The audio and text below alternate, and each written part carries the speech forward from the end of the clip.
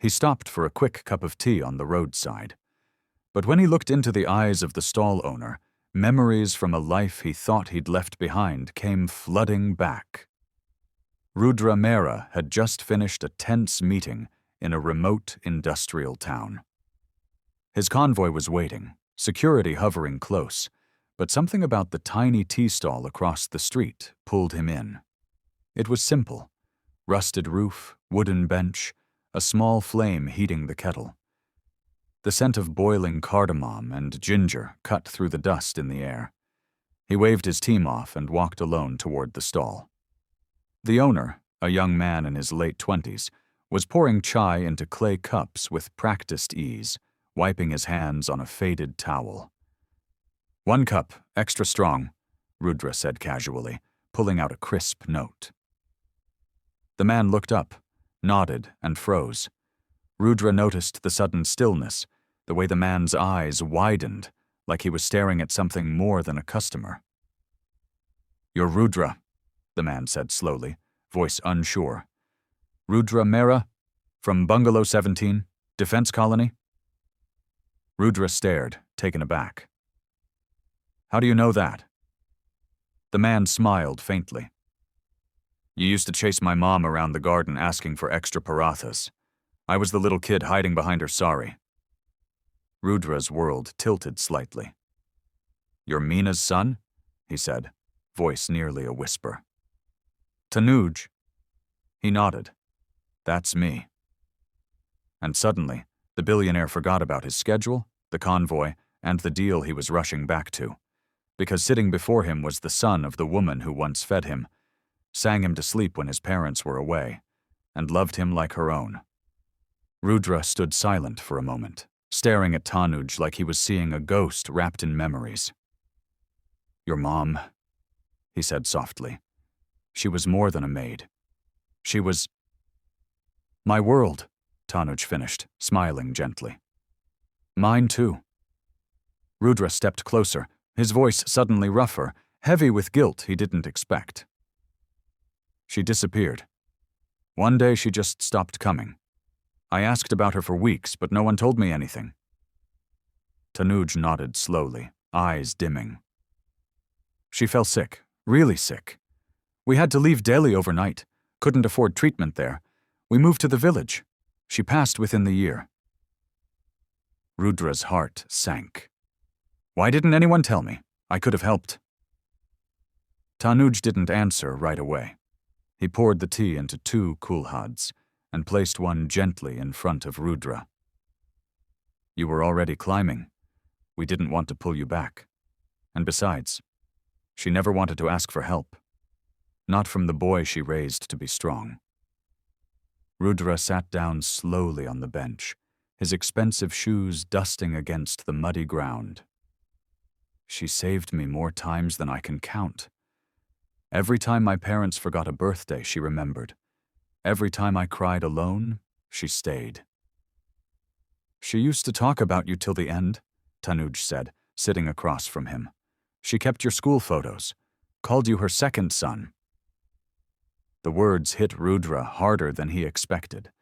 The tea burned his throat, but he didn't care. "And you've been here? All this time?" Tanuj shrugged. "Started this stall 2 years ago. Honest work. Keeps me going." Rudra stared at him for a long moment.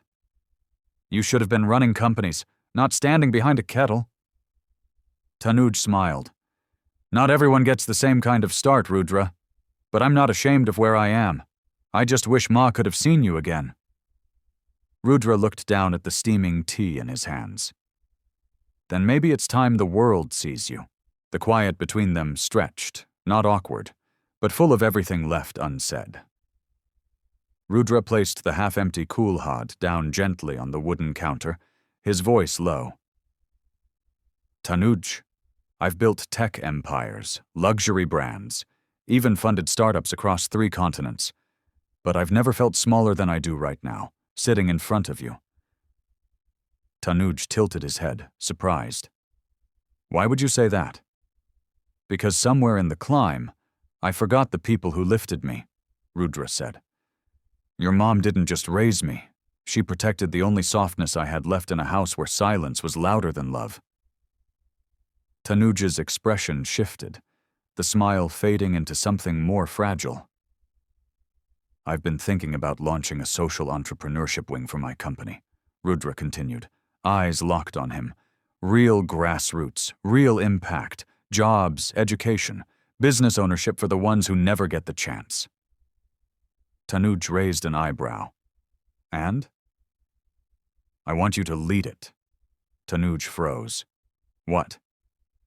You already run a business, Rudra said with a faint smile. It might be small, but it's honest. You manage costs, you understand people, you show up every day, and you do it all without complaining. That's more than I can say for most of the suits in my office. Tanuj laughed under his breath, unsure if this was real. I sell tea for 10 rupees, Rudra. I don't belong in a boardroom. That's where you're wrong, Rudra replied gently. You belong exactly where decisions are made, because people like you know the weight of them. This is not a favor. This is overdue. Tanuj looked down at his hands, stained from years of work, his chest tightening. Would Ma have believed this? Rudra smiled, eyes soft. She always said you were meant for more. Maybe she was just waiting for someone else to remember. He stood up, placing a visiting card beside the empty kulhad. Come see me tomorrow. Office gate won't close on you. I'll be waiting at the door myself. Tanuj picked up the card, staring at it like it might vanish. And as Rudra turned to leave, he paused. One more thing, he said. This stall, we're not shutting it down. Tanuj blinked. We're not. No, Rudra said with a grin. We're expanding it. Franchise model. Every cup served, in her name. Tanuj's lips parted, but no words came out. And for the first time in years, he didn't feel like the maid's son. He felt like the legacy she quietly left behind. The next morning, Rudra stood at the entrance of his glass-towered headquarters. No security, no media, just him. Waiting. At 9:03 a.m., Tanuj walked in wearing a freshly ironed shirt, hair combed neatly, and nervous energy wrapped around every step. In his pocket was the same visiting card Rudra had given him, edges slightly worn from being held all night. As soon as he entered, Rudra smiled. You came. I still don't know why, Tanuj admitted, but I'm here. That's all that matters, Rudra said, placing a hand on his shoulder. Let's get to work. Over the next few weeks, Tanuj dived into everything. Training, shadowing teams, learning how departments worked. But he never pretended. He asked questions without shame. He brought chai to meetings without ego. And he spoke from the heart in rooms full of people who'd forgotten what honesty sounded like. It didn't take long before his ideas turned into real initiatives. Micro-business loans for tea vendors, skill programs in villages, small kitchens built in memory of underpaid helpers like his mother. And at the launch event of their first Chai by Ma outlet, Rudra stood beside Tanuj, not as a billionaire above him, but as a friend beside him. I owe more to this family than I can ever repay, Rudra told the crowd. This isn't a project. It's a promise, to never forget the people who raised us, while the world looked away.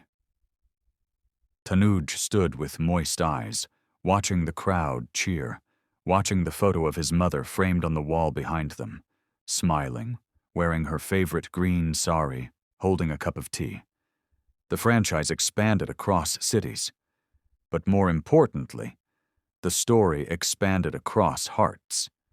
Because Rudra didn't just return to repay a debt, he returned to make sure the woman who once gave him everything in silence would be remembered in every cup poured with dignity. If this story moved you, share it. Because kindness left in childhood has a way of coming home as legacy.